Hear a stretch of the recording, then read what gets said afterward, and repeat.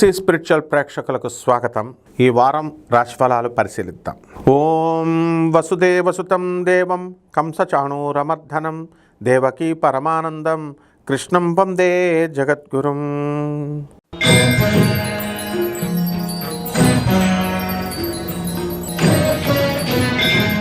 మకర రాశి. ఈ మకర రాశి వారికి అందరికీ కూడా జాక్పాట్ కొడతారు. స్టాక్స్ షేర్స్ ఆడేటటువంటి వాళ్ళందరూ కూడా సప్తమ బుధుడు మీకు లాటరీలు తగిలేలాగా చేస్తాడు. అలాగని లాటరీలు ఆడకండి.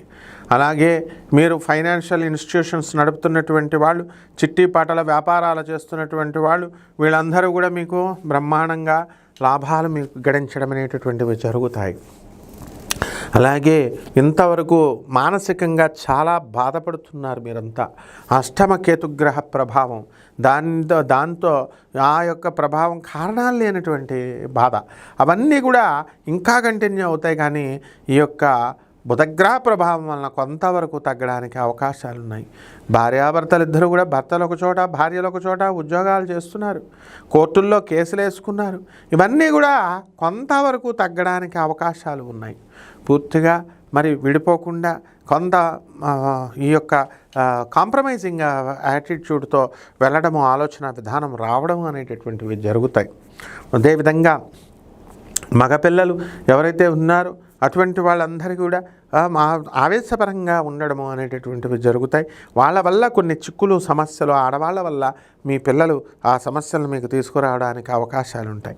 సంతానం లేనటువంటి వాళ్ళకి అందరికీ కూడా సంతానం కలగడానికి అవకాశాలు ఉన్నాయి. అలాగే మీరు దూరపు ప్రయాణాలు చేయడము, ఇలాంటివన్నీ కూడా మీకు జరగడం జరుగుతుంది. అలాగే ఈ యొక్క విద్యార్థులకి చదువులో కొంచెం రాణించడానికి అవకాశాలు ఉన్నాయి.